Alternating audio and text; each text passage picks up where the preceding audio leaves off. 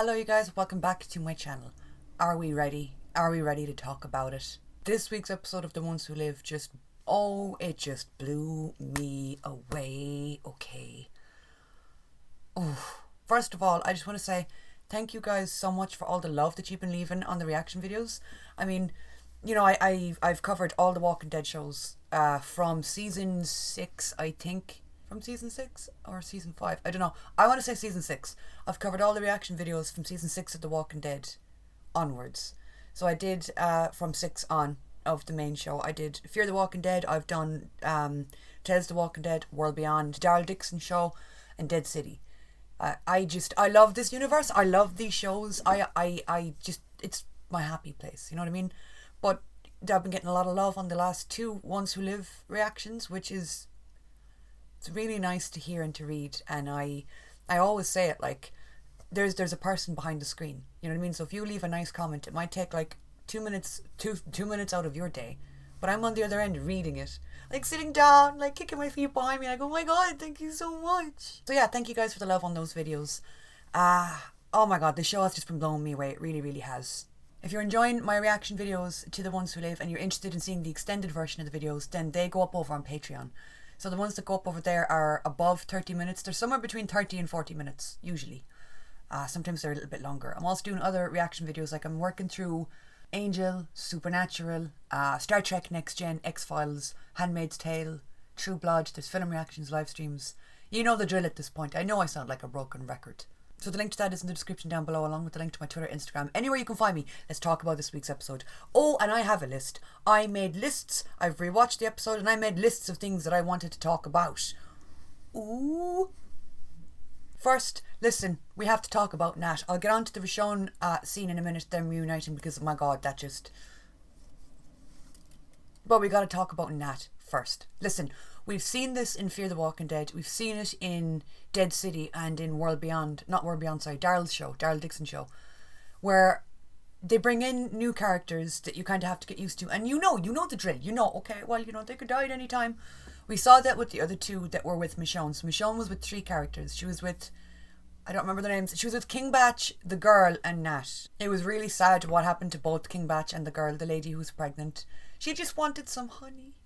She just wanted some honey. She was having cravings and then she died. That was sad, but I didn't feel all that too attached to them. So I was like, oh, anyway, go find Rick. Nat's death hit me. Am I pronouncing it right? Is it Nat or Nate? I think it was Nat. I was really, really, really surprised and like shocked as to how they built up a character in one episode.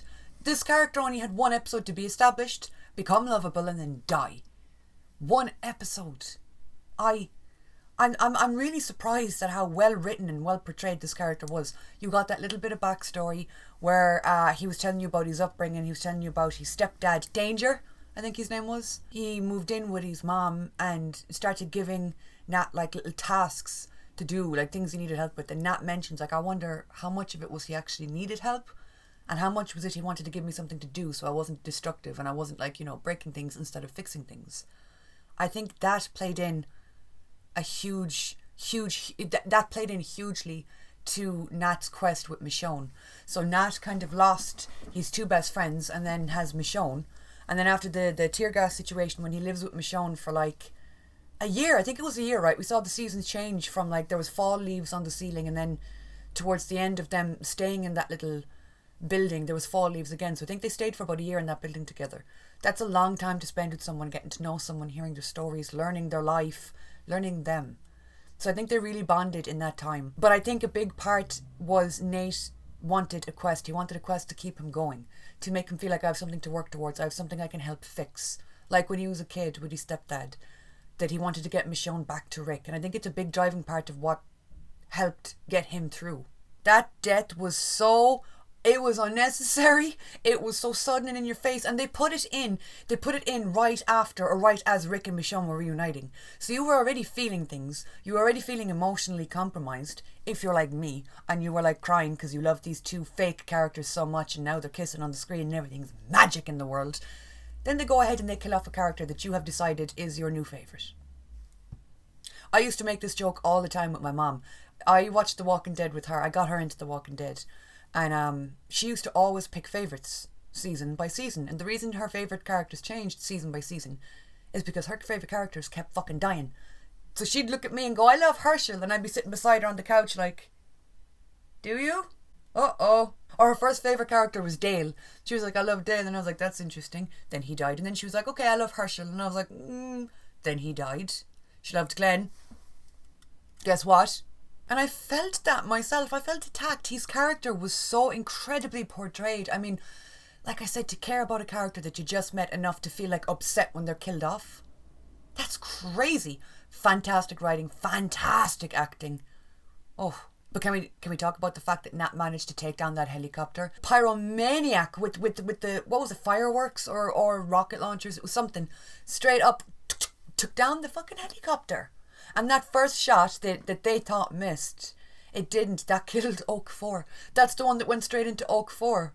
The pilot of the goddamn helicopter, or the co-pilot.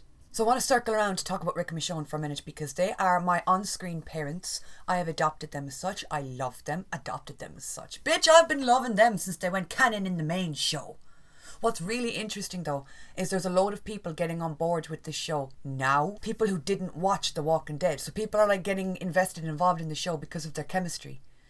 And I'm like, babes, you have so much content that you've missed out on. Enjoy. If I could go back and watch their love story play out for the first time again, if I could wipe it from my mind and watch it again, I would do it. But we finally get to see them reunite together. I loved getting Michonne's backstory. Actually, before we talk about Rick and Michonne, I did love getting to see, because we had that whole first episode dedicated to Rick, what he's been up to. We had this episode dedicated to Michonne, what she's been up to, who she's been with, how she got to where she is. That community that we saw her, the one that she met Nat at, the one that has like, it's like travelling all the time. She was in the meeting in the car or the van and it was like moving. That's going to come back to bite us in the ass without a doubt, because they did not seem like friendly, helpful people. Like Michonne's like, all I want is a horse. Like, hey, I helped bring back your people. I didn't do it for an ulterior motive, but now that I'm here, you might as well give me a horse. And like, I don't like the vibe of that community. It makes me nervous. They wouldn't introduce... Shush! Oh, hang on, it's my mother. I'm not shushing my mother. I can't remember what I was saying, now it's gone. But I don't trust that new community. That's what it boils down to, basically. But yeah, but Rick and Michonne, their scene where they reunite was everything I wanted. When it comes to things like that, like if you love two characters, they love each other. When two characters love each other very much. Like, they knew there was a lot riding on this performance, on this one scene, and they fucking nailed it. They nailed it so much, I wanted them to nail. I wanted them to just, like, go away and have some alone time. I was like, both of you deserve it. We all know it. It's been so long. Deny in that scene the I found you line. That line is just haunted in my head. We had Maggie, I'll find you, from Glenn. We had Rick on the bridge, I found them, and now we have Michonne, I found you. Every time I hear the word found in the show, it just crushes me emotionally. But that kiss they shared was so gorgeous.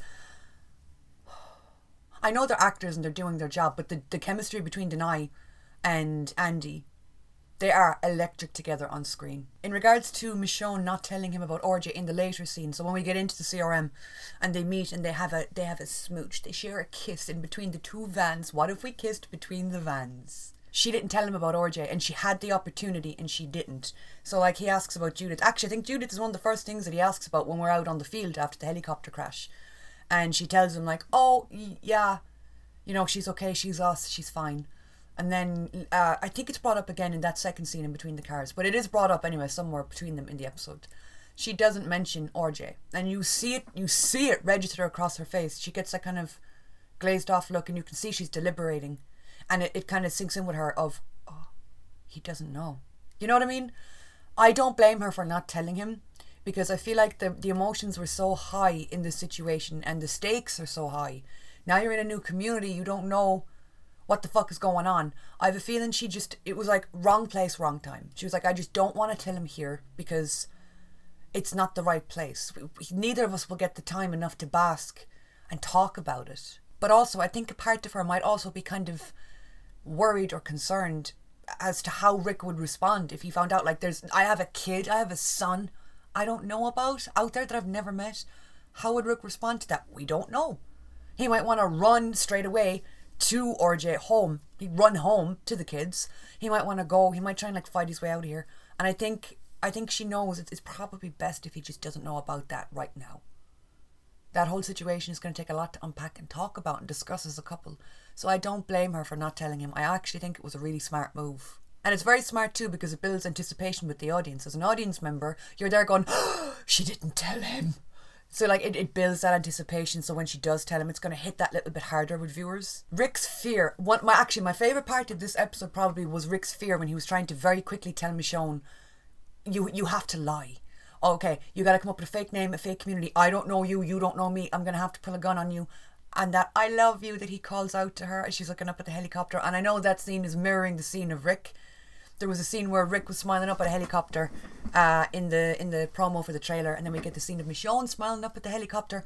I love it. I'm such a whore for parallels. I love a good parallel. But his fear really came across, and it kind of resonated with me of, oh my god, like he's really fucking scared. We got to see him, I mean, episode 1, we got to see him adjusting and going through the years and trying to fit in there, but I feel like I didn't really feel the absolute fear. I felt more despair from episode 1, but as soon as Michonne comes back into his life, it changes to fear. The fear of losing her, the fear of them finding out who she is and what would they want from her, what would they want from him. So I could really feel that fear, and I thought it was portrayed really well by Andy. And the love and trust that Michonne has for Rick, to just look into the eyes of the person that you love that you haven't seen in forever, and to just go with them, to just trust what they say. You're going into the unknown, you know what I mean? And Nat even kind of brought it up as he was dying. He asked, what was it? Is it still him? How do you know? Be sure. Something along those lines. Then Nat was aware that time can change people. Situations can change people. Is that still your Rick? And she's just like, yeah, that's my man. But it is very brave of her. And I reckon that probably will come into play because both characters have changed in the time that they've been apart from each other. And they've both gone through so much individually. You can't necessarily be the same person that you were all those years ago. You know what I'm saying? So, like, there's a lot of trauma and fear and, like, sadness and things that they're going to have to work through together. I did love the shot of Michonne with Nat's lighter when she climbed up on top of the building. I don't know, was it a building or was it like a storage container? But she climbed up on top of it with the lighter and she was flicking the lighter. You can, you know, that lighter flicking noise. You see her looking out at the whole city, and she wanted to burn it down. You got the lighter with the word danger on it, which was Nat's stepdad's name, I know, because it was his lighter. But she had the lighter. And Nat's whole thing when he was younger was destruction, burning it down, fucking shit up. And you've Michonne holding that in her hand, holding that potential to do that. Maybe literally, maybe as a metaphor. And I wonder, will they be on the same page moving forward regarding the CRM, regarding what you want to do if and when you leave or after you leave? Do you want to burn it down as you're leaving? Is it going to be like, well, I'm on the way out, I'm going to fuck some shit up? Or are you going to wait till you get home safe and then try and launch an attack? There's so many things at play. There's so many possibilities. Someone made a comment on my reaction that, Katie talking about Vine while King Batch is on screen. Like, that's the spoon guy. I know, that's why I made the joke. That's why I made the comment. We saw him at the very end of The Walking Dead. The very end of Michonne's time on The Walking Dead. She took off into the unknown with him. But, like, it's just so strange seeing an influencer that you've known for a while. Like, I know his face. I remember the Big Spoon Vine. I remember some other skits that he did back on the day on Vine. And I'm like, listen, I'm just asking for a friend. As somebody who exists online also, how does one go about auditioning for these things? I just want to know. Put me in, coach. Sign me the fuck up. Put me into season 2. I will be background character number 6 who just sits like that, staring at Michonne. Anytime she's on screen, I'll just be like, I will happily be a random passerby background character that gets my throat ripped out protecting Rick or Michonne. I'll do it. I'll do it for real. But yeah, we didn't get much time with his character or with the lady either, the pregnant lady. It's interesting that Michonne took on that identity when she went into the CRM, and she was so fucking believable. I would have been shaking in my boots, crying, pissing, vomiting, throwing up. She sat there and sold that story as if it was her own. Now, she was aware of the fact that her man was waiting for her somewhere in this vicinity. I too would spin a fucking tale that would convince Satan himself to leave hell if Rick Grimes was waiting for me. But it was I loved that scene, it was very good. And then you have the taping of the scene. So they were filming, much like with Alexandria. And we're seeing that with this show. We're seeing a lot of throwbacks to The Walking Dead. Like, they mentioned using walkers as resources or walkers as fuel, which we got in Daryl Dixon's show. Was it Daryl Dixon's show? No, it was Dead City. We got that in Dead City. We had the taping of the intro tapes before you come into the community, which is very Walking Dead. We used to do that in The Walking Dead. I'm liking some of those subtle throwbacks or techniques that are being used again or in other communities. I liked the tear gas as well. I wasn't quite sure what that was when we had it. I was like, what the fuck is this? It was very World Beyond. The neon colours, that to me felt like somewhat of a parallel to be made. I know it's probably not, but World Beyond was very colourful, was very like in your face with saturation and stuff, and just, I don't know, the visuals that reminded me of World Beyond, which is a really good show. I enjoyed it. It wasn't one of my favourites, but I still enjoyed it, and it does kind of give context to the CRM in a way. And we've been talking about crossovers for a while with this show, people who could pop up, who might pop up, who you want to pop up, and I've said it before, it makes sense in my opinion to have Silas crossover, because he made it out of World Beyond. We know that. We know he was recruited into the CRM. Why would we do that if he wasn't going to pop up sometime? People are also saying they want Morgan to make an appearance. I understand. Morgan he's a big name. He's a big character. He's been involved in the Walking Dead universe since the beginning, even though he did dip out for a while and then came back and then jumped over to Fear. I know. And he did leave Fear the Walking Dead with the idea of finding Rick Grimes. That's where he left Fear. That was his whole thing. That was his whole motive. Rick Grimes is so in demand. Everyone wants to find him. So yeah, I guess I could see Morgan popping up at some stage too. But like, it's not needed, but it would be cool. You know what I mean? The story is enough in itself.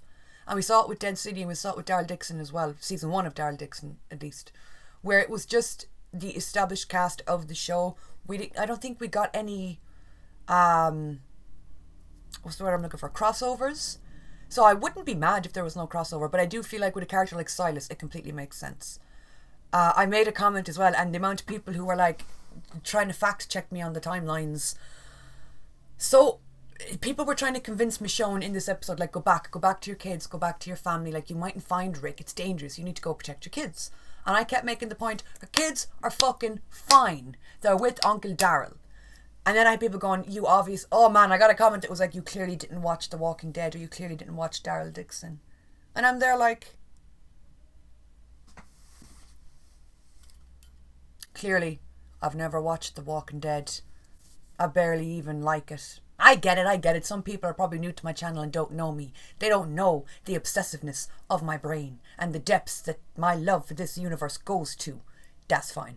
But in Michonne's eyes, from Michonne's point of view, her kids are fine. She doesn't know. I'm pretty sure Judith lied to her about the war, didn't she? In season 10 or 11? And I could be wrong on that, and you can fact check me on that. But as far as Michonne knows, her kids are at home, they're fine, they're being looked after. There's an entire fucking community around them that will look after them. She left them with Daryl. Uncle Daryl is looking after them. And yes, he went to France. Michonne is not clued in to the happenings of everybody back home. She can't get through to them on the walkie. So she doesn't know that Daryl's fucked off to France. And to be fair, I don't see why that would even be a thought that would occur to her. Like, hey, what if the babysitter, Daryl, decides to fuck off to France? What if he just gets in a goddamn boat and swims his way across the ocean? I don't blame her for not just anticipating that could be a possibility. In her point of view, her kids are safe. They're at home, they're being looked after. Wait till she finds out that Negan and Maggie, of all people, have fucked off to New York. If she makes it home, if Michonne makes it home with Rick, there's so much of like the Walking Dead storyline up to the final episode that they missed. But beyond that, they've missed even more. Their friends are just splitting off, going on fucking road trips. Well, Negan is not a friend. They're the people that they are, the people in their community, their neighbours, their fellow Alexandrians. What would you even call them? Comrades? That just sounds like a pirate term. Like Daryl, gone to France. Carol, actually, also gone to France. She's fucking off to find him in season 2 of Daryl Dixon. Daryl and Carol, France. Negan and Maggie, New York. Are we going to find out in some random episode that fucking Ezekiel has just cartwheeled his way to Liverpool? Is he going to go on a little road trip too? That would actually be kind of cool. I would want to watch that. Of course, we got to talk about Jadis. I mentioned it in my last week's breakdown of last week's episode, of episode 1, that we haven't seen Janice. We haven't seen Jadis. We know that she left with Rick. She's the one that brought him to the CRM. She saved his life. I will give her that. Props where props are due. Rick was dying at the edge of the river. She saved him.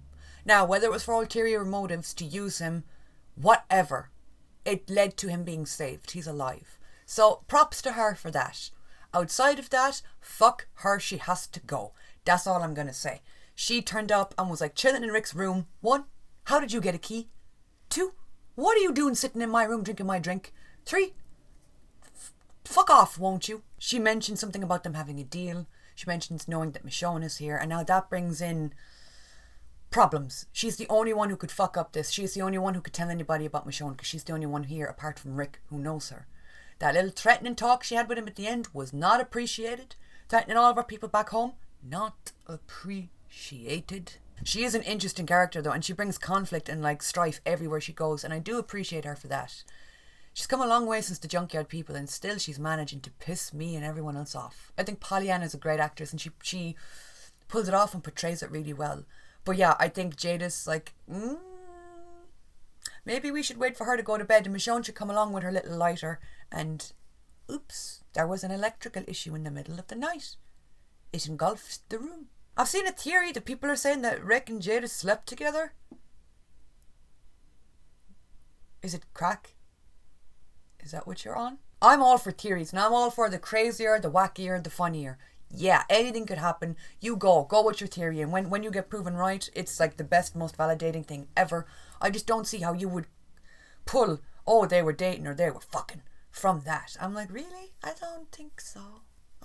No. They might have been. I could be wrong. I don't see it. Rick is so in love with his woman and his wife. He was like in his head dreaming about her, imagining meeting her and like romancing her in an AU. I don't see him sticking his willy in anyone else, but that's just me. I did love the throwback to the up, up, up. What was it she said? Yes, yes, yes. That's cool. Again, I love those throwbacks. Overall, I loved the episode. I thought the pacing the pacing was really good. The storytelling was really good. The acting was phenomenal. This show is, like, what do I know? I'm a little nobody, you know what I'm saying? But I have opinions on things, and I love a lot of TV shows, and I review a lot of TV shows. I do like a bunch of shows over on Patreon. It's my passion. I know what I like, and I know what I like when I see it. But this show has really surpassed everything that I'd hoped that it was going to do. It is truly fantastic. And I'm not just saying that because I love it or because I love the characters. It is a fantastic piece of television. And I really, really, really hope that Andy and Denai are recognised for this. I hope, like, it would be nice to see the shows be nominated for awards, but I want to see Denai and Andy nominated for awards. Give them their fucking Emmys. Okay? It's been far too long. They have invested too much of their lives and talent into characters for this amount of time to not be recognised. Like, it's not fair. And maybe I'm biased because I love them, sure, but all you need to do is just watch their scene. Just watch the scene where they reunite.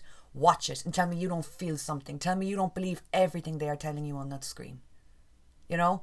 And I really do. I hope that this show finally gives them the recognition that they're deserved. I've been saying about Andrew Lincoln for years. He's been with The Walking Dead since season 1, episode 1. Motherfucker has been acting his little balls off for how long? You know what I mean? And it's like, same goes for Denai. Yeah, she came into the show a bit later, but the two of them took over the show together as a unit. They were it for a long time. And now they have their own show, and I feel like I really hope that they are recognised for that. And given their fucking flowers. Give them flowers or I'm gonna rob a field and I will give them their flowers. I don't know why I'd be robbing a field and not a flower shop. Flower shops are expensive. Fields, you can just pick them yourself. DIYing with Kate. But that is it for this video, you guys. What did you think? Let me know your thoughts on the episode. Let me know what your predictions are for future episodes. Thank you so much for watching and for the love, like I said at the beginning. Yeah, all my socials are down below. If you'd like to go follow me elsewhere, feel free to. And I will talk to you all soon.